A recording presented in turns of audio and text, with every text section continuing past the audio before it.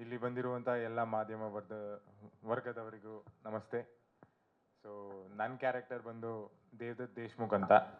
So I am basically a business man. We are Deshmukh ಅವರು ಅಮ್ಮಾಸ್ coffee ಅಂತ ಒಂದು company open ಮಾಡಿರ್ತಾರೆ. ಇದು 1971 ಓಪನ್ ಆಗಿರುತ್ತೆ. ಲೇಟರ್ ಆನ್ ನಮ್ಮ ತಾಯಿಯವರು ಆ ಕಂಪ್ನಿನ ನಡ್ಸ್ಕೊಂಡ್ಬರ್ತಿರ್ತಾರೆ. ಈಗ ನನ್ನ ಸರ್ತಿ. So I have taken over. And ನನ್ನ ಕ್ಯಾರೆಕ್ಟರ್ ಬಗ್ಗೆ ಹೇಳಬೇಕಂದ್ರೆ ತುಂಬಾ ಸೈಲೆಂಟ್, ತುಂಬ ಸ್ಟ್ರಿಕ್ಟ್, ಪಂಕ್ಚುವಲ್ ಆಗಿರುವಂಥ ಬಾಸ್. ಆ್ಯಂಡ್ ಅದನ್ನೆಲ್ಲನೂ ನಾನು ಆ ರೂಲ್ನ ಬ್ರೇಕ್ ಮಾಡೋದು ನನ್ನ ತಮ್ಮಂಗೋಸ್ಕರ ಮಾತ್ರ. ಸೊ ಹಾಗಾಗಿ that is my character here. And ನನಗೆ ತಮ್ಮ ಅಂದರೆ ಪ್ರಾಣ. And same goes to my mom also. That is my character. So next ಅಲ್ಲಿ ತಮ್ಮ ನೀವು ಮಾತಾಡಿ. ತಿಲಕ್ ಅವರೇ, ನೀವು ಹೇಳಿ. ಎಲ್ರಿಗೂ ನಮಸ್ಕಾರ. ನನ್ನ ಹೆಸರು ಯಶಸ್ ಕೃಷ್ಣ ಅಂತ. ನಾನು ಪಾತ್ರ ಮಾಡ್ತಾ ಇರೋದು ತಿಲಕ್ ದೇಶ್ಮುಖ್ ಅಂತ. ತುಂಬ ಫನ್ ಲವಿಂಗ್ ಕ್ಯಾರೆಕ್ಟರ್ ಇದು. ಆಗಲೇ ಅಣ್ಣ ಹೇಳ್ದಾಗಲೇ ಅಣ್ಣಂಗೋಸ್ಕರ ಏನು ಬೇಕಾದರೂ ಮಾಡ್ತೀನಿ ನಾನು ಕೂಡ. ಬಟ್ ಅಣ್ಣ ನನಗಿಂತ ಜಾಸ್ತಿ ಪ್ರೀತಿ ಮಾಡ್ತಾನೆ ನನ್ನನ್ನು. ನನಗೆ ಅಣ್ಣ ಉಸಿರಾದರೆ ಪ್ರಾಣ ಬಂದು ಪವಿತ್ರ. ನಾನು ಮನೇಲಿ ಮುದ್ದಿನ ಮಗ, ಎಲ್ಲರಿಗೂ ಒಂಥರ ಪ್ಯಾಂಪರ್ಡ್ ಕಿಡ್. ಯಾವುದು ಜಾಸ್ತಿ ಟೆನ್ಷನ್ ಇಲ್ಲ, ರೆಸ್ಪಾನ್ಸಿಬಿಲಿಟೀಸ್ ಇಲ್ಲ, ಎಂಜಾಯ್ ಮಾಡಬೇಕು, ಫನ್ ಮಾಡಬೇಕು ಅಂತ ಇರೋನು. So this is my character. Pavitra, ನೀವು ಹೇಳಿ. ಈ ವಿಶೇಷ ಕಾರ್ಯಕ್ರಮದ ಪ್ರಾಯೋಜಕರು ನಿದರ್ಶನ್ ಸಾರೀಸ್ ಜಯನಗರ ಮತ್ತು ರಾಮಮೂರ್ತಿ ನಗರ. ಇಲ್ಲಿವೆ ಬಜೆಟ್ ಫ್ರೆಂಡ್ಲಿ ಸಾರಿ ಕಲೆಕ್ಷನ್ಸ್, ರೇಷ್ಮೆ ಸೇರಿದಂತೆ ಎಲ್ಲಾ ಬಗೆಯ ಸೀರೆಗಳು, ಲೇಟೆಸ್ಟ್ ಟ್ರೆಂಡ್ನ ಸೀರೆಗಳು ನಿದರ್ಶನ್ ಸಾರೀಸ್ ಮಳಿಗೆಯಲ್ಲಿ ಲಭ್ಯ. ಆನ್ಲೈನ್ ಬುಕಿಂಗ್ಗೆ ಸಂಪರ್ಕಿಸಿ nidarshansarees.com. ಕಸ್ಟಮರ್ ಕೇರ್ ಸಂಖ್ಯೆ 9606867467. ಎಲ್ರಿಗೂ ಹಾಯ್. ಮಾಧ್ಯಮ ಮಿತ್ರರಿಗೆ ನಮಸ್ಕಾರ. ನನ್ನ ಹೆಸರು ಅಮೂಲ್ಯ ಅಂತ. ನಾನು ಪವಿತ್ರ ಬಂಧನದಲ್ಲಿ ಪವಿತ್ರ ಪಾತ್ರ ಮಾಡ್ತಾಯಿದ್ದೀನಿ. ಸೊ ಪವಿತ್ರ ಹೇಗೆ ಅಂತಂದರೆ ತುಂಬ ಫನ್ ಲವಿಂಗ್, ಎಲ್ಲರ ಜೊತೆ ತುಂಬ ಚೆನ್ನಾಗಿ ಮಾತಾಡಿಕೊಂಡು ಎಲ್ಲರಿಗೂ ಒಳ್ಳೇದನ್ನ ಬಯಸ್ತಾಳೆ. ಹಾಗೆ ಯಾರಿಗಾದ್ರೂ ಏನಾದರೂ ಅನ್ಯಾಯ ಆಗ್ತಾಯಿದೆ ಅಂತಂದರೆ ಸ್ಟ್ಯಾಂಡ್ ತೊಗೋತಾಳೆ. ಯೋಚನೆ ಮಾಡೋಕ್ಕೆ ಮುಂಚೆ ಮಾತಾಡೋದು, ಆಮೇಲಿಂದ ಏನೋ ಎಡ್ವಟ್ಟಾಯಿತು ಅಂತ ಕೊರ್ಗೋದು. ಸೊ ಈಗ ಸದ್ಯಕ್ಕೆ ನನ್ನ ತಮ್ಮಂಗೆ ಹುಷಾರಿಲ್ಲ. ಸೊ ಅವನಿಗೆ ಟ್ರೀಟ್ಮೆಂಟ್ ಕೊಡಿಸೋದಕ್ಕೋಸ್ಕರ ನಾನೊಂದು ಒಳ್ಳೆ ಕೆಲಸ ಬೇಕು ಅಂತ ಹುಡುಕ್ತಾ ಇದ್ದೀನಿ. ಹಾಗೆ ಕೆಲಸ ಸಿಕ್ಕಿ ಮನೇಲಿ ಎಲ್ಲ ಸ್ವಲ್ಪ ಸೆಟಲ್ ಆದಮೇಲಿಂದ ನಮ್ಮ ಅಪ್ಪನ ಹತ್ರ ನಮ್ಮಿಬ್ಬರು ಮದುವೆ ವಿಷಯ ಮಾತಾಡೋಣ ಅಂತ ಅಂದ್ಕೊಂಡಿದ್ದೀನಿ. ಸೊ ಇಷ್ಟು ನನ್ನ ಪಾತ್ರದ ಪರಿಚಯ. Thank you. Thank you. Radhika ಅವರೇ, ನೀವು ನಿಮ್ಮ ಪಾತ್ರ ಪರಿಚಯ ಮಾಡ್ಕೋಬೇಕು ಅಂತ ಕೇಳ್ಕೊತೀನಿ. ಇಲ್ಲಿ ಬಂದಿರೋರೆಲ್ಲರಿಗೂ ನಮಸ್ಕಾರ. ನನ್ನ ಹೆಸರು ಅನುಷಾ ರಾವ್. ಇಲ್ಲಿ ರಾಧಿಕಾ ಅನ್ನೋ ಪಾತ್ರ ಮಾಡ್ತಾಯಿದ್ದೀನಿ. ನಾನು ಮನೆಯ ಹಿರಿ ಸೊಸೆ. ನನಗೆ ಇಬ್ಬರು ಮುದ್ದಾದ ಮಕ್ಕಳು, ದೇವ್ ಮತ್ತು ತಿಲಕ್. ಇಬ್ಬರು ತುಂಬ ಡಿಫ್ರೆಂಟ್ ಆಗಿದ್ದಾರೆ. ನಾನು ಒಂದು ಸ್ಟ್ರಿಕ್ಟ್ ತಾಯಿ ಅಂತ ಹೇಳ್ಬೋದು. ಅಂದರೆ ವೆರಿ ಪ್ರಾಂಪ್ಟ್. ಒಂದು ಕಂಪನಿನ ನಡೆಸ್ಕೊಂಬಂದಿರೋಂಥ ಹೆಣ್ಮಗು ನಾನು. ಇನ್ನು ಮುಂದೆ ಏನಾಗತ್ತೆ ಅಂತ ಇದೇ ಮಂಗಳವಾರ 27ನೇ ತಾರೀಕಿಂದ ನೀವು ನೋಡ್ಬೋದು, ರಾತ್ರಿ 10 ಗಂಟೆಗೆ. Thank you. ಪ್ರಬೋಧ್ ಅವರೇ.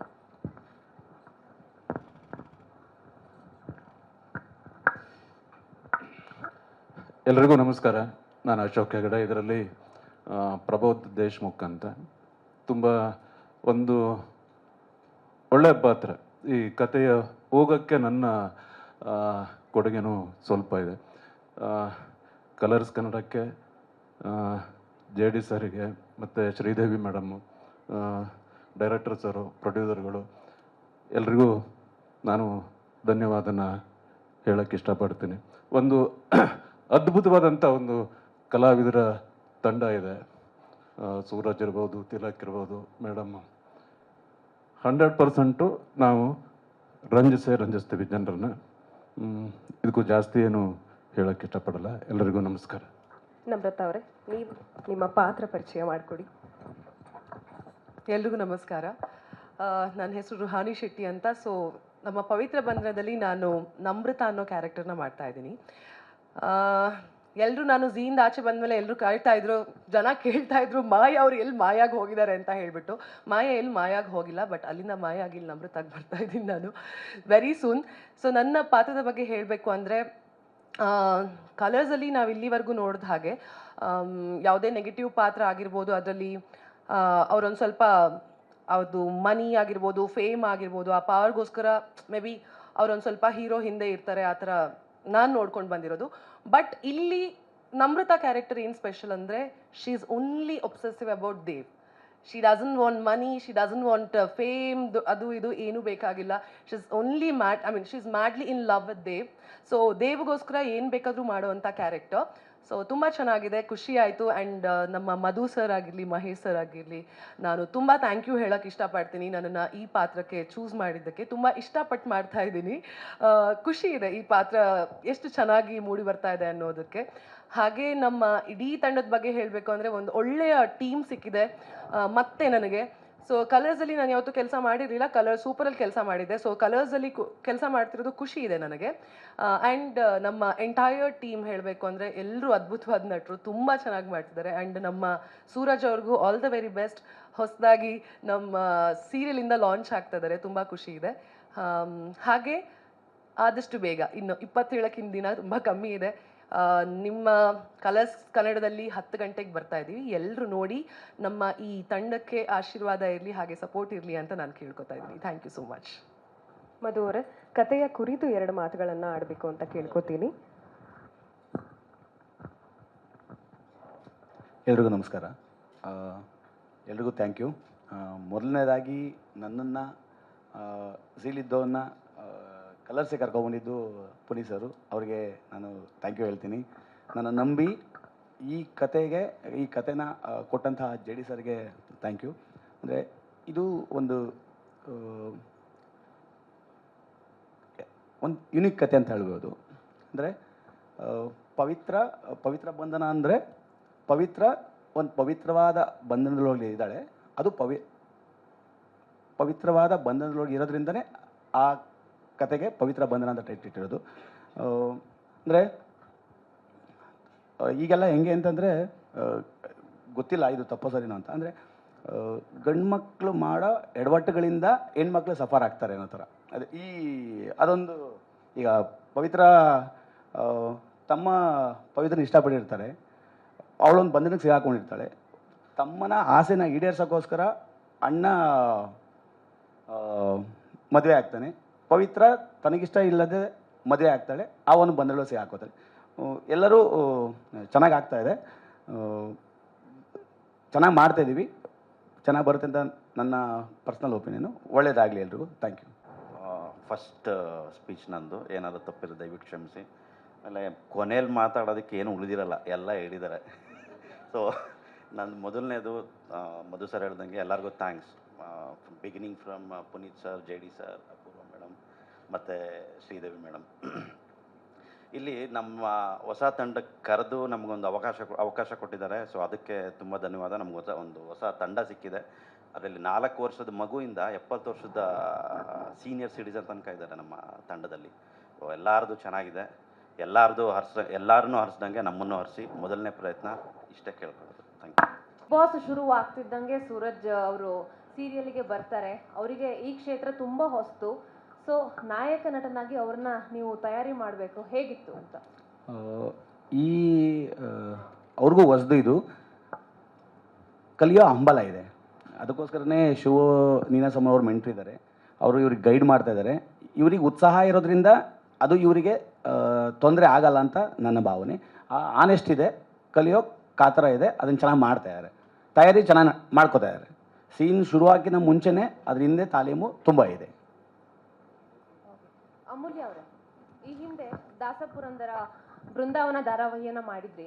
ಆ ಧಾರಾವಾಹಿಯ ಪಾತ್ರಗಳಿಗೂ ಈ ಪಾತ್ರಕ್ಕೂ ತುಂಬಾ ಡಿಫ್ರೆನ್ಸ್ ಇದೆ. ಜನರು ನಿಮ್ಮನ್ನ ಹೇಗೆ ರಿಸೀವ್ ಮಾಡ್ತಾರೆ ಅನ್ನುವಂತಹ ಒಂದು ಅಳುಕು, ಆತಂಕ ಏನಾದರೂ ಇದೆಯಾ? ಇಲ್ಲ, ಯಾಕಂತಂದರೆ ಒಂದೇ ಥರ ಮಾಡ್ತಾ ಇದ್ರೆ ನೋಡೋರ್ಗೂ ಅದು ಸ್ವಲ್ಪ ಬೋರ್ ಅನಿಸುತ್ತೆ. ಸೊ ಈ ಹಿಂದೆ ಬೃಂದಾವನನಲ್ಲಿ ದಾಸಪುರಂದರಗೂ ಬೃಂದಾವನಗೂ ಡಿಫ್ರೆನ್ಸ್ ಇತ್ತು. ಬಟ್ ಒಂದು ಏನಂತಂದರೆ ಎರಡರಲ್ಲೂ ನಾನು ಸಾಫ್ಟ್ ಕ್ಯಾರೆಕ್ಟರ್ ಪ್ಲೇ ಮಾಡಿದ್ದೆ.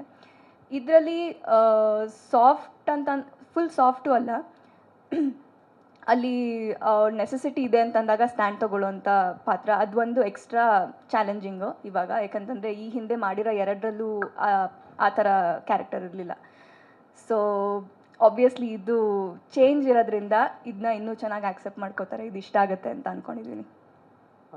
ಸೂರಜ್ ಅವರೇ, ಬಿಗ್ ಬಾಸ್ ಮುಗಿದ ತಕ್ಷಣ ಇದೊಂದು ಆಫರ್ ಬರುತ್ತೆ ನಿಮಗೆ. ಸೊ ಅದು ಅಕ್ಸೆಪ್ಟ್ ಮಾಡ್ಕೊಳ್ಳೋದಕ್ಕೆ ಎಷ್ಟು ಟೈಮ್ ತೊಗೊಂಡ್ರಿ? ಪ್ಲಸ್ ದೇವದತ್ ದೇಶ್ಮುಖ್ ಪಾತ್ರ ಮಾಡೋದಕ್ಕೆ ಏನು ಪ್ರಿಪರೇಷನ್ ಮಾಡ್ಕೊಂಡ್ರಿ? ಸೊ ನಂಗೆ ಬಿಗ್ ಬಾಸ್ಗೆ ಹೋಗೋಕ್ಕೂ ಪ್ರಿಪ್ರೇಷನ್ಗೆ ಟೈಮ್ ಕೊಡಲಿಲ್ಲ. ಇದ್ರಿಗೆ ಬಂದಾಗಲೂ ನಂಗೆ ಜಾಸ್ತಿ ಏನು ಸಮಯ ಸಿಗಲಿಲ್ಲ ಸರ್. ಸೊ ನಾನು ಮೇಯ್ನಾಗಿ ಏನಕ್ಕೆ ಈ ರೋಲ್ನ ಅಕ್ಸೆಪ್ಟ್ ಮಾಡಿಕೊಂಡೆ ಅಂತ ಹೇಳಿದ್ರೆ, ನಾನು ತುಂಬ ಕನೆಕ್ಟ್ ಮಾಡಿಕೊಂಡೆ ಇದಕ್ಕೆ. ಬಿಕಾಸ್ ಈಗ ಅಮ್ಮಾಸ್ ಕಾಫಿ ಕಂಪ್ನಿ ಅಂತ ಹೇಳಿದ್ರೆ, ನಾನು ಮೈಸೂರಲ್ಲಿದ್ದಾಗ ಅನೂಸ್ ಕಿಚನ್ ಅಂತ ನಮ್ಮಮ್ಮ ಮಾಡ್ತಿದ್ರು. ಸೊ ಎಲ್ಲೋ ರಿಲೇಟ್ ಆಗ್ತಿತ್ತು, ಲೈಕ್ ಅಮ್ಮನ ಸ್ಟ್ರಗಲ್. ಇಲ್ಲಿ ಬಂದು ನೋಡಿದ್ರೆ ಸೇಮ್ ಬಿಸ್ನೆಸ್, ಅಮ್ಮ ಸ್ಟ್ರಗಲ್ ಮಾಡ್ತಿರ್ತಾರೆ ತುಂಬ. ಆ್ಯಂಡ್ ಆಲ್ಸೋ ಈ ಕ್ಯಾರೆಕ್ಟರ್ ಬಂದು ದೇವದತ್ ದೇಶ್ಮುಖ್ ಅಂತ ತುಂಬ ರಿಲೇಟ್ ಮಾಡ್ಕೋಬೋದು ನಾನು. ಬಿಕಾಸ್ ಜಾಸ್ತಿ ಮಾತಾಡಲ್ಲ, ತುಂಬ ಸ್ಟ್ರಿಕ್ಟಾಗಿರ್ತಾರೆ, ಪಂಕ್ಚುವಲ್ ಆಗಿರ್ತಾರೆ. So I was like okay, ನನಗೆ ಈ ರೋಲ್ ಸೂಟ್ ಆಗುತ್ತೆ ಸ್ವಲ್ಪ ಎಫರ್ಟ್ಸ್ ಹಾಕಿದ್ರೆ. ಬಟ್ ಡೇ ಒನ್ನಿಂದನೂ ಆಚೆ ಬಂದಾಗಿಂದ ಇಲ್ಲಿವರೆಗೂ ಬರೀ ಇಟ್ಸ್ ಬೀನ್ ಸ್ಲೀಪ್ಲೆಸ್ ನೈಟ್ಸ್ ಅಂತಲೇ ಹೇಳ್ಬೋದು. ಎಲ್ಲರಿಗೂ ಅಷ್ಟು ಎಫರ್ಟ್ಸ್ ಹಾಕ್ತಾ ಇದ್ದೀವಿ ಎಲ್ಲರೂ.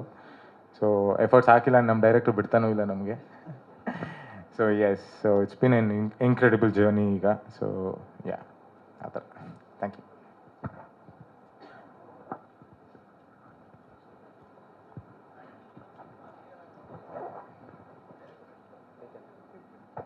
ಸರ್, ನಿದ್ದೆ ಮಾಡ್ದಲೇ ನೋಡಲಿ ಅಂತಲೇ ಚಾನಲರು 10 ಗಂಟೆಗೆ ಹಾಕಿದ್ದಾರೆ. ಸೂರಜ್ ಅವರು ಇರ್ತಾರಲ್ವಾ, ಆ ಒಂದು ಉದ್ದೇಶಕ್ಕೆ ಅನಿಸುತ್ತೆ. ಸರ್, ಸ್ಲ್ಯಾಡ್ ಬಗ್ಗೆ ತಲೆ ಕೆಲ್ಸ್ಕೊಳ್ದೆ JD ಸರ್ ಏನು ಕೊಟ್ಟಿದ್ರು ಅದನ್ನು ಕಾಯ ವಾಚ ಮನಸ ಶ್ರದ್ಧೆಯಿಂದ ಕೆಲಸ ಮಾಡಿದ್ದೀವಿ ಸರ್. ಚೆನ್ನಾಗಿದೆ, ನೋಡ್ತಾರೆ, ಒಂದು ಕಾನ್ಫಿಡೆಂಟ್ ಇದೆ ಸರ್.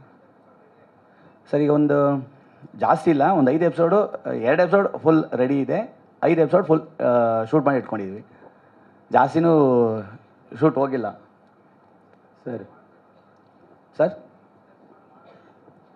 ಸರ್ ಭಗವಂತ ಆಶೀರ್ವಾದ ಮಾಡಿ 1000 ಎಪಿಸೋಡ್ ಹೋಗ್ತಾ ಇರಲಿ ಸರ್. ರಾಮ್ ಸರ್ ಥರ ನಮ್ಮದು 1000 ಎಪಿಸೋಡ್ ಮೈಲ್ಗಳು ಸೇರಿಕೊಳ್ಳಿ. ಅವ್ರ ಪಕ್ಕದಲ್ಲೇ ಕೂರೋ ಭಾಗ್ಯ ಸಿಕ್ತು. ಅವ್ರದ್ದು ಲಕ್ಕು ಸ್ವಲ್ಪ ನಮಗೂ ಸೇರ್ಕೊಳ್ಳಿ, ಹಂಗೆ 1000 ಎಪಿಸೋಡ್ ಹೋಗ್ತಾ ಇರಲಿ ಸರ್. ನಾನು ಜೊತೆಯಲ್ಲಿ ಅಮೃತಧಾರೆ, ಅಣ್ಣಯ್ಯ, ಲಕ್ಷ್ಮೀವಾಸ ಎಲ್ಲ ಲಾಂಚ್ ಮಾಡಿದ್ದೆ. ಕಲರ್ಸಲ್ಲೂ ಕೂಡ ರಾಧಾರಮಣ ಲಾಂಚಿಂಗ್ ಆಗಿತ್ತು, ಕಿನ್ನರಿ ಮಾಡಿದ್ದೆ. ಅದಾದಮೇಲೆ ನನ್ನಸಿ ರಾಧೆ ಮಾಡಿದ್ದೆ, ಪ್ರೇಮಲೋಕ ಮಾಡಿದ್ದೆ, ಸಣ್ಣದಾಗಿ ಏನೋ ಮಾಡಿದ್ದೀವಿ ಸರ್. ಡೈರೆಕ್ಟರ್, ನಿಮಗೆ ಪ್ರಶ್ನೆ ಇಲ್ಲಿ. ಹಾಂ ಸರ್. ಆವಾಗಲೇ ಒಂದು ಸಣ್ಣ ಎಳೆನ ಹೇಳಿದರೆ, ಅಂದರೆ ಗಂಡ್ಮಕ್ಳು ಮಾಡುವಂಥ ಎಡವಟ್ಟುಗಳಿಂದ ಹೆಣ್ಮಕ್ಳು ಸಫರ್ ಮಾಡುವಂಥ ಸನ್ನಿವೇಶ ಈ ಸೀರಿಯಲಲ್ಲಿ ಕ್ಯಾರಿ ಆಗುತ್ತೆ ಅನ್ನೋಂಥದ್ದು. ಹಾಂ ಸರ್. ಯಾಕಂದರೆ ಅದಕ್ಕೆ ಸಾಕಷ್ಟು ಆಯಾಮಗಳಿದೆ ಸದ್ಯಕ್ಕೆ ನಡೀತಾ ಇರುವಂಥ ಘಟನೆಗಳಿಗೆ.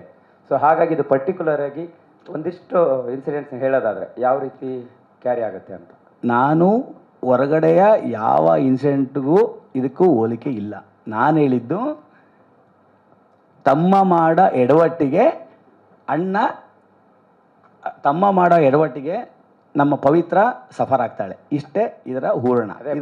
ಪವಿತ್ರ ಬಂಧನ ಅಂದಾಗಲೇ ಒಂದಿಷ್ಟು ಕುತೂಹಲ ಕೂಡ ಶುರುವಾಗಿದೆ ಹೊರಗಡೆ, ಹಾಗಾಗಿ ಕೇಳ್ತಾ ಇದ್ದೀನಿ. ಹಾಂ, ಅದಕ್ಕೇನೆ ನಾನು ಹೇಳಿದ್ರೆ ಹೊರಗಡೆ ಇದಕ್ಕೂ ಸಂಬಂಧ ಇಲ್ಲ ಅಂತ ನಾನು ಅದನ್ನು ಡೈರೆಕ್ಟ್ ಆಗಿ ಕೇಳ್ತಾ ಇದ್ದೀನಿ. ಅದನ್ನೇ ಕ್ಲಾರಿಫೈ ಮಾಡಿದೆ. ಹೊರಗಡೆ ಇದಕ್ಕೂ ಯಾವ ಸಂಬಂಧನೂ ಇಲ್ಲ. ತಮ್ಮ ತಿಲಕ್ ಮಾಡೋ ಎಡವಟ್ಟಿಗೆ ಪವಿತ್ರ ಸಫರ್ ಆಗ್ತಾಳೆ, ತಮ್ಮಂಗೋಸ್ಕರ ಅಣ್ಣ ಇದು ಮಾಡ್ತಾನೆ, ಅಷ್ಟೇ. ಸೂರಜ್, ಬಿಗ್ ಬಾಸ್ ಇಂದ ಹೊರಗಡೆ ಬಂದ ನಂತರ ಈ ಥರದೊಂದು ಸೀರಿಯಲ್ ಆಫರ್ ಬಂದಾಗ ಫಸ್ಟ್ ಥಾಟ್ ಏನು ಹೋಗಿದಾಗ, ನೀವು ಸಿನಿಮಾ ಆಪ್ಷನ್ ಕೂಡ ಇತ್ತು ಅಂತ ಹೇಳಿದ್ರೆ, ನೀವು ಸೀರಿಯಲ್ನೇ ಯಾಕೆ ಚೂಸ್ ಮಾಡಿದ್ದು ನೀವು?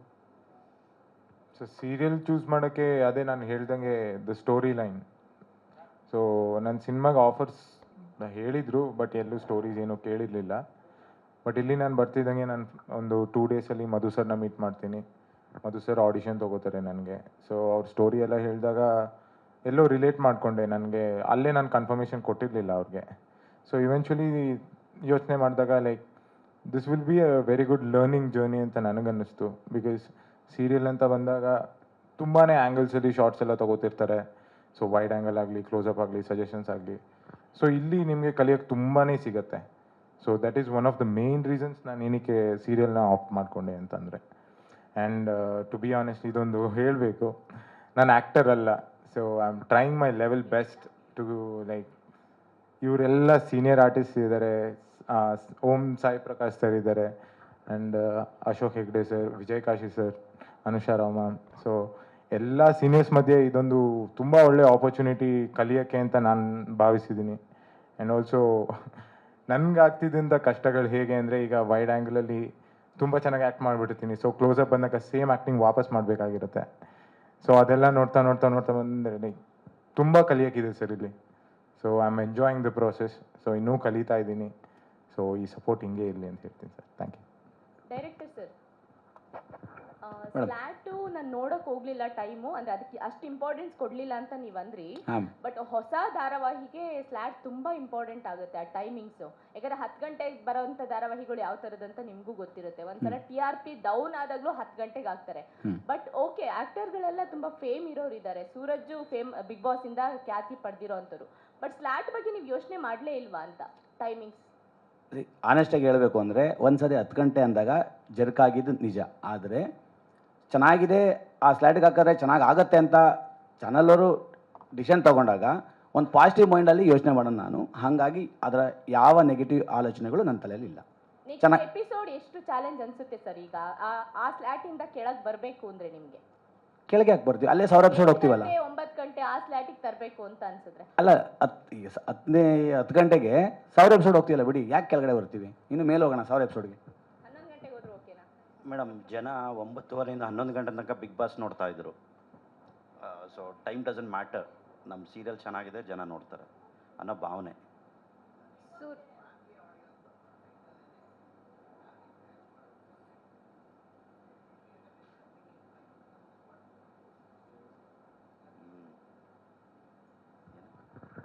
ಸರ್, ಇಲ್ಲಿ 10 ಗಂಟೆ ಅನ್ನೋದನ್ನು ತಲೆಯಿಂದ ತೆಗೆದಾಕಿ ಒಂದು ಒಳ್ಳೆ ಸೀರಿಯಲ್ ಮಾಡಬೇಕು, ಅದನ್ನು ಜನಕ್ಕೆ ತಲುಪಿಸ್ಬೇಕು ಅನ್ನೋ ದಾಟಿಲಿ ಕೆಲಸ ಆಗ್ತಿದೆ ಸರ್. ಇಲ್ಲಿ 10 ಗಂಟೆ ಅನ್ನೋದನ್ನೇ ತಲೆಯಿಂದ ತೆಗೆದಾಕಿ ಸರ್. ಒಂದು ಒಳ್ಳೆ ಸೀರಿಯಲ್ ಮಾಡ್ತೀರಿ, ಜನ ನೋಡ್ತಾರೆ ಅನ್ನೋ ಕಾನ್ಫಿಡೆಂಟ್ ಇದೆ ಸರ್, ಅಷ್ಟೇ. ಸೂರಜ್, ಇಲ್ಲಿ ಬಿಗ್ ಬಾಸ್ ಅಂತಂದರೆ ಅದು ವ್ಯಕ್ತಿತ್ವದ ಆಟ. ಸೊ ಅಲ್ಲಿ ನಿಮಗೆ ನಿಮ್ಮ ವ್ಯಕ್ತಿತ್ವನ ತೋರಿಸೋದಕ್ಕೆ ನಿಮ್ಗೆ ಅಲ್ಲಿ ಚಾಲೆಂಜಸ್ ಫೇಸ್ ಮಾಡಬೇಕಾಗಿ ಬಂದಿರೋದಿಲ್ಲ. ಇಲ್ಲಿ ನೀವು ಕ್ಯಾರೆಕ್ಟರ್ನ ಪ್ಲೇ ಮಾಡಬೇಕಾಗತ್ತೆ. ಈವನ್ ನೀವು ಫ್ರೆಷರ್ ಆದರೂ ಕೂಡ ನಿಮ್ಮ ಒಂದು ಪರ್ಫೆಕ್ಟನ್ನು ನೀವು ಕೊಡಲೇಬೇಕಾಗತ್ತೆ.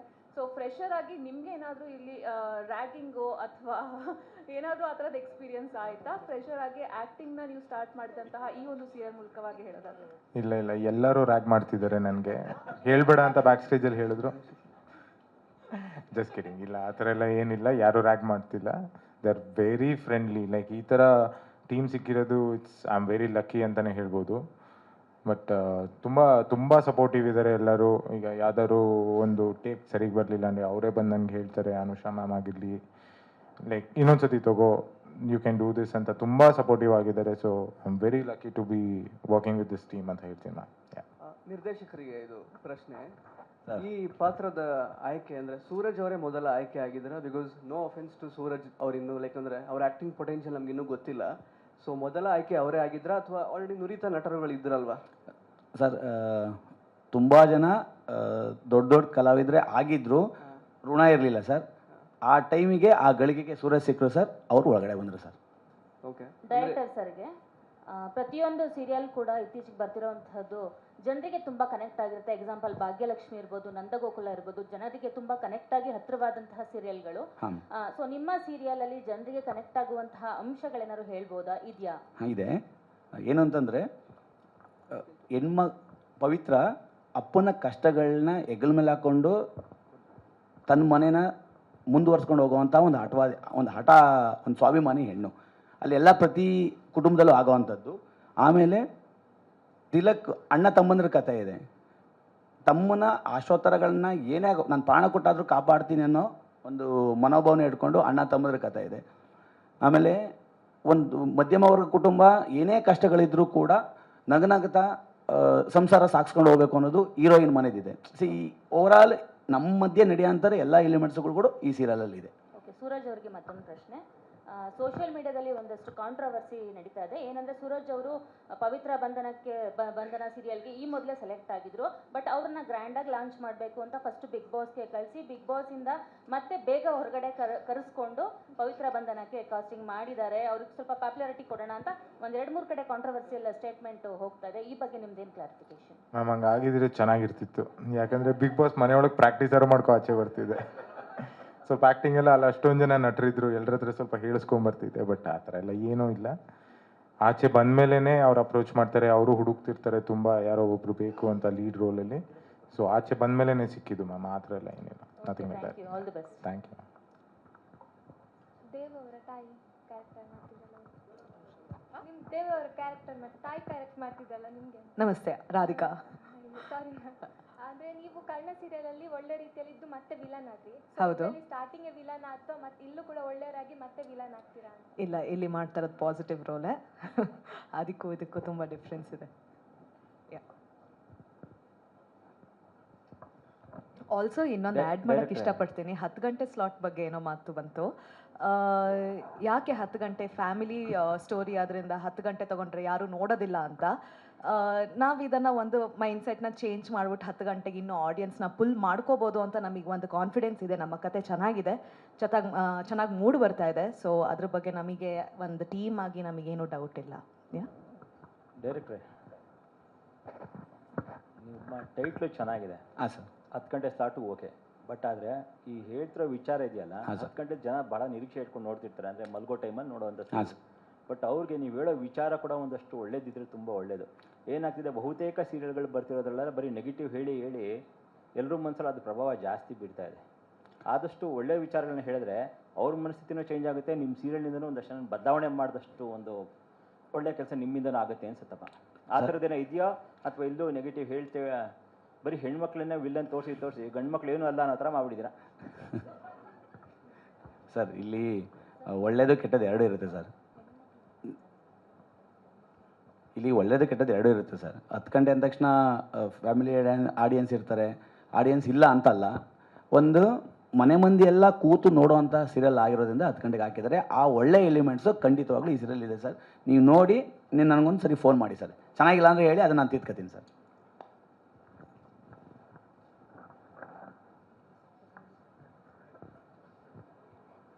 ಬೇರೆ ಪ್ರಶ್ನೆಗಳೇನಾದರೂ ಇದೆಯಾ? ಇದು ನಿಮ್ಮ ಆಡಿಯನ್ಸ್ ಟಾರ್ಗೆಟ್ ಯಾರು? ಸೀರಿಯಲ್ ನೋಡ್ತಾ ಇರೋದೇ ಅಲ್ಲ, ಯಾಕಂದರೆ ಕೆಲವು ಕಡೆ ಏನಾಗುತ್ತೆ, ಅದು ಲೇಡೀಸ್ ಅಂದರೆ ಹೆಣ್ಮಕ್ಳು ಅಂತ ಇರುತ್ತೆ, ಒಂದಷ್ಟು ಬೈಫರ್ಕೇಶನ್ ಇರುತ್ತಲ್ವಾ, ಆ ಥರದ್ದೇನೋ ಪ್ಲಾನ್? ನನಗೆ ಗೊತ್ತಿರೋ ಅಲ್ಪ ಮಾಹಿತಿ ಪ್ರಕಾರ ಸೀರಿಯಲ್ ನೋಡುವ ವಯೋಮಾನ 35+ ಇಲ್ಲ 40+ ಮೇಲೆ ಇರ್ತಾರಲ್ಲ ಸರ್, ಅವ್ರಿಗೆ ನಾವು ಏನು ಕೊಡಬೇಕು ಅನ್ನೋದು ಚಾನಲ್ಗೂ ಗೊತ್ತಿರುತ್ತೆ. ಅವ್ರು ಅದ್ರ ಪ್ರಕಾರ ಕತೆ ಮಾಡ್ಕೊಂಡು ಹೋಗ್ತಾರೆ ಸರ್. ಅದಕ್ಕೆ ಪೂರ್ವಕವಾಗಿ ನಾನು ಶೂಟಿಂಗ್ ಮಾಡಿಕೊಂಡು ನಮಗೇನು ನನ್ನ ಕಡೆಯಿಂದ ಏನು ಬೆಸ್ಟ್ ಕೊಡ್ಬೋದು ಅದು ಕೊಡ್ತೀವಿ ಸರ್. ಯಾಕಂದರೆ ನಿಮ್ಮ TRP ಎಲ್ಲಿವರೆಗೂ ಚೆನ್ನಾಗಿರುತ್ತೋ ಅಲ್ಲಿವರೆಗೂ ನೀವೆಲ್ಲ ಗಟ್ಟಿಯಾಗಿರ್ತೀರಾ ಸರ್. ನಾನು TRP ಬಗ್ಗೆ ತಲೆನೇ ಕೆಡ್ಸ್ಕೊಂಡಿಲ್ಲ ಸರ್. ಸೀರಿಯಲ್ನ ಚೆನ್ನಾಗಿ ಮಾಡಬೇಕು ಅಷ್ಟೇ ಅಲ್ಟಿಮೇಟು. ಸರ್, ಇದು ಡೈರೆಕ್ಟರ್ ಸರ್ಗೆ. ಸರ್, ನಾರ್ಮಲ್ ಲೈಫಲ್ಲೂ ಅಣ್ಣ ತಮ್ಮನಿಗೆ ಜಗಳ ಆಗೋದುಂಟು. ಯಾವುದಾದ್ರು ಒರಿಜಿನಲ್ ಸ್ಟೋರಿ ಹಿಡ್ಕೊಂಡು ಈ ಕತೆ ಬರ್ತಿದ್ದೀರಾ ಅನ್ನೋದು ಸರ್? ಇದು ಎಲ್ಲರ ಬದುಕಲ್ಲೂ ಘಟಿಸೋಂಥ ಕಥೆನೇ ಇದು. ಎಲ್ಲರ ಜೀವನದಲ್ಲೂ ಆಗೋಂಥದ್ದೇ, ಎಲ್ಲ ಫ್ಯಾಮಿಲಿಯಲ್ಲಿ ಆಗೋಂಥದ್ದೇ. ಏನು ತುಂಬ ಎಕ್ಸ್ಟ್ರಾರ್ಡಿನರಿ ಅಂತೆಲ್ಲ, ನಮ್ಮ ಮಧ್ಯೆ ನಡೆಯೋಂಥ ಒಂದು ಕತೆ ಇದೆ ಅಷ್ಟೇ.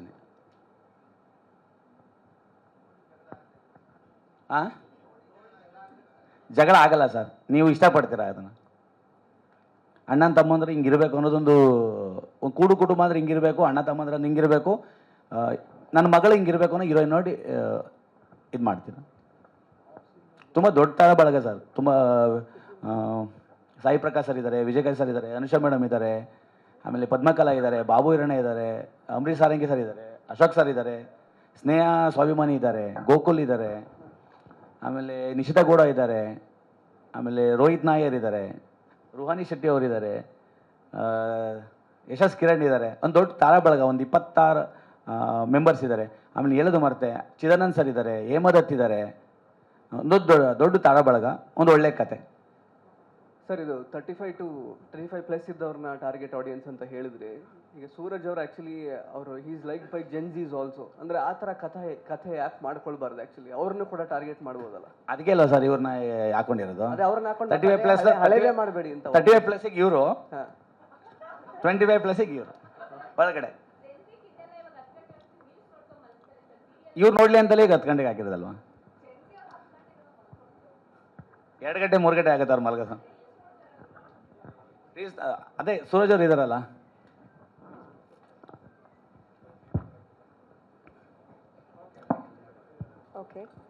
ಸರ್, ಇಲ್ಲೊಂದು ಸ್ನೇಹಿತರದ್ದು ಕುತೂಹಲದ ಪ್ರಶ್ನೆ ಇದೆ. ಈಗ ನೀವು ಡೈರೆಕ್ಟರ್ ಹೇಳ್ತಾ ಇದ್ರು ಸೂರಜ್ ಅವರು ಅಂದ್ರೆ ಈಗ ಆಕ್ಟಿಂಗ್ ಕಲಿತಾ ಇದ್ದಾರೆ ಅಂತ ನೀವು ಒಂದು ರೀತಿ ಕಮೆಂಟ್ ಮಾಡಿದ್ರಿ, ಆಯ್ತಾ? ಬಟ್ ಅಂದ್ರೆ ಇಲ್ಲಿರೋಂಥದ್ದು ಏನಂದ್ರೆ ಬಿಗ್ ಬಾಸ್ ಅಲ್ಲಿ ಇದ್ರು ಅನ್ನೋದಕ್ಕೋಸ್ಕರ ಸೂರಜ್ ಅವ್ರಿಗೆ ಕ್ಯಾರೆಕ್ಟರ್ನ ಅಂದ್ರೆ ಆಯ್ಕೆ ಮಾಡಿರೋಂಥದ್ದ, ಅಥವಾ ಏನು ಬಿಗ್ ಬಾಸ್ ಅಲ್ಲಿ ಬಂದ ನಂತರನೇ ಡಿಸೈಡ್ ಮಾಡಿದ್ದಾನಂತದ್ದು ಅವರ ನಾನು ಈಗಲೇ ಮೊದಲೇ ಪುನರುಚ್ಛರಿಸ್ತಾ ಇದ್ದೀನಿ, ಸುಮಾರು ಜನ ಹೀರೋಗಳು ಆಗಬೇಕಾಗಿತ್ತು. ಕಡೆ ಗಳಿಗೆಯಲ್ಲಿ ನಾಳೆ ಶೂಟು ಅನ್ನೋ ಟೈಮಲ್ಲೂ ಕೂಡ ಅವತ್ತು ಹಿಂದಿನ ದಿವಸ ಬೇರೆ ಇದ್ದವರು ಕಾರಣಾಂತರಗಳಿಂದ ಆಗಲಿಲ್ಲ, ಇನ್ನು ತಾಯಿ ಹೆಲ್ತ್ ಇಶ್ಯೂ ಅನ್ನೋಕ್ಕೋಸ್ಕರ. ಆ ಒಂದು ಸಮಯಕ್ಕೆ ಸೂರಜ್ ಆಚೆ ಬಂದರು. ಆ ಒಂದು ಇದಕ್ಕೆ ನಮಗೂ ಬೇಕಾಗಿರೋದ ಒಳಗಡೆ ಬಂದರು. ಇದರಲ್ಲಿ ಯಾವ ಸೀರಿಯಲ್ಗೋಸ್ಕರ ಸೂರಜ್ ಅವರು ಬಿಗ್ ಬಾಸ್ನ ಇದು ಮಾಡಿದ್ರು ಅದೆಲ್ಲ ಯಾವುದೂ ಇಲ್ಲ. ನಮ್ಮ ಸಮಯಕ್ಕೆ ಅವ್ರು ಸಿಕ್ಕಿದ್ರು ಅಷ್ಟೇ ಸರ್. ಸರ್ ಸೂರಜ್ ಅವರಿಗೆ ಪ್ರಶ್ನೆ, ಇದು ನನ್ನ ವೈಯಕ್ತಿಕ ಪ್ರಶ್ನೆ. ಎಲ್ಲಿದ್ದೀರಾ? ಸೂರಜ್ ಅವರು ಬಿಗ್ ಬಾಸ್ ಮನೆಗೆ ಹೋದಾಗ ತುಂಬ ಹುಡುಗಿರಿಗೆ ಇಷ್ಟ ಆಗಿದ್ರೆ, ತುಂಬ ಬಬ್ಲಿಯಾಗಿ ಕಾಣಿಸ್ಕೊಂಡಿದ್ರೆ, ಈ ಸೀರಿಯಲಲ್ಲಿ ವಿಲನ್ ಥರ ಕಾಣಿಸ್ಕೊಳ್ತಾ ಇದ್ದೀರಾ, ನಿಜವಾಗ್ಲೂ ವಿಲನ್ ಅನ್ನೋದು? ಸೀರಿಯಲಲ್ಲಿ ವಿಲನ್ ಅಂತನಾ ರಿಯಲ್ ಲೈಫಲ್ಲ? ಪ್ರಮೋದ್ ನೋಡ್ಬೇಕಾದ್ರೆ ಸ್ವಲ್ಪ ವಿಲನ್ ಥರ ಕಾಣಿಸ್ತಾ ಇದ್ದೀರಾ, Okay. ವಿಲನ್ ಈ ಸೀರಿಯಲಲ್ಲಿ ಅನ್ನೋದು? ಅದೇ ಇರೋದು ಟ್ವಿಸ್ಟ್ ಮ್ಯಾಮ್, ಈಗಲೇ ಹೇಳೋಕ್ಕಾಗಲ್ಲ, ನೋಡ್ಬೇಕು ನೀವು. ಆದ್ರೆ ಫ್ರೇಮ್ ಅಲ್ಲಿ, ಸಾರಿ ನನ್ನ ವಾಯ್ಸ್ ತುಂಬಾ ಇಲ್ಲ, that's fine. ಇದಿದೆ, ಏನ್ ತಿಳ್ಕೊಬೇಡಿ. ಬಟ್ ನಿಮ್ಮಿಬ್ರು ನೋಡ್ತಾ ಇದ್ರೆ ಫ್ರೇಮ್ ಅಲ್ಲಿ ಹಿಂದ್ಗಡೆ ಪೋಸ್ಟ್ ಅಲ್ಲಿ ಚಿಂತಾಕ್ರಾಂತರಾಗಿದ್ದೀರಾ. ಏನ್ ಕತೆ ಇದು? ಯಾಕೆ ಅಷ್ಟೊಂದು ಡಿಪ್ರೆಸ್ ಅಲ್ಲಿ ಇದ್ದೀರಾ? ಖುಷಿಯಾಗಿರ್ಬೇಕು ತಾನೇ ಮದ್ವೆ ಆಗ್ಬೇಕಾದ್ರೆ? ಇಲ್ಲ, ಅದು ಕ್ಯಾರೆಕ್ಟರ್ ಆಗಿದೆ, ಸಿಚುವೇಶನ್ ಆಗಿದೆ. ಸೊ ಸಿಚುವೇಶನ್ ಎಲಾಬ್ರೇಟ್ ಮಾಡಿ ಅಂದ್ರೆ ಹೇಳಕ್ಕಾಗಲ್ಲ, ಇಷ್ಟದಿಂದ ಮದ್ವೆ ಆಗ್ತಿದ್ದೀರಾ? ನೋಡ್ಬೇಕು ನೀವು, ಅದು ಹೇಳಕ್ಕಾಗಲ್ಲ. ಅಲ್ಲ ಡೈರೆಕ್ಟರ್ ಸರ್, ಆ ಪಾಪ ಹುಡುಗಿ ಅಷ್ಟು ಚಂದ ರೆಡಿ ಆಗಿದೆ, ಹೋಗಿ ಕಣ್ಣಲ್ಲಿ ನೀರು ಬರೋದೊಂದು ಬಾಕಿ, ಆ ರೇಂಜಲ್ಲಿ ಇದೆ ಅವ್ರ ಮುಖ. ಅವರು ಇಷ್ಟ ಇಲ್ಲದೇ ಮದುವೆ ಆಗ್ತಾ ಇರೋದ್ರಿಂದ ಒಲ್ಲದ ಮನಸ್ಸಿಂದ ಮದುವೆ ಆಗ್ತಾ ಇದಾರಲ್ಲ, ಹಂಗಾಗಿ ಅವ್ರಿಗೆ ಸ್ವಲ್ಪ ಹಂಗಿದೆ ಮೂಡ್ ಅಷ್ಟೇ. ಅಂದ್ರೆ ಹುಡುಗಂಗೂ ಇಷ್ಟ ಇಲ್ಲ, ಹುಡುಗಿಗೂ ಇಷ್ಟ? ಹೌದು ಹೌದು. ಛೇ, ಏನು ಮಾಡೋದು, ಮುಂದೆ ಮದುವೆ ಆಗ್ತಾರಲ್ಲ ಆಮೇಲೆ ಇಷ್ಟಪಡಕ್ಕೆ ಶುರು ಮಾಡ್ತಾರೆ ಬಿಡಿ. ಆಮೇಲೆ ಓಕೆ, ಅದೇ ಇನ್ನೊಂದು ಅಗ್ನಿ ಸಾಕ್ಷಿ ಆಗುತ್ತಾ ಇದು ಅಂತ? ನಿಮ್ಮ ಬಾಯಾರಿಕೆನ ಹಂಗೆ ಆಗ್ಬಿಡ್ಲಿ, 1000 ಎಪಿಸೋಡ್ ಹಂಗೆ ದಾಟಲಿ.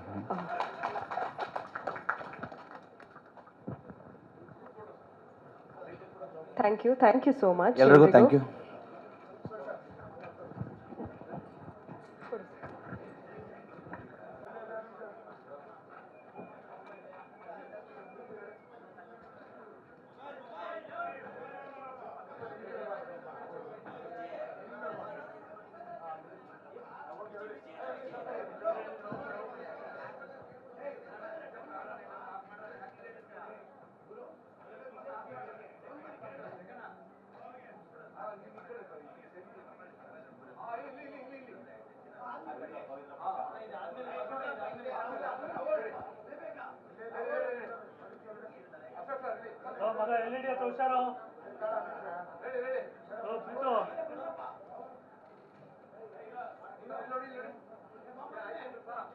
ಇಂಟ್ರೆಸ್ಟಿಂಗ್ ಮತ್ತು ಇನ್ಫಾರ್ಮೇಟಿವ್ ವಿಡಿಯೋಗಳನ್ನ ಮಿಸ್ ಮಾಡ್ಕೋಬೇಡಿ, ಈಗಲೇ ಸಬ್ಸ್ಕ್ರೈಬ್ ಮಾಡಿ.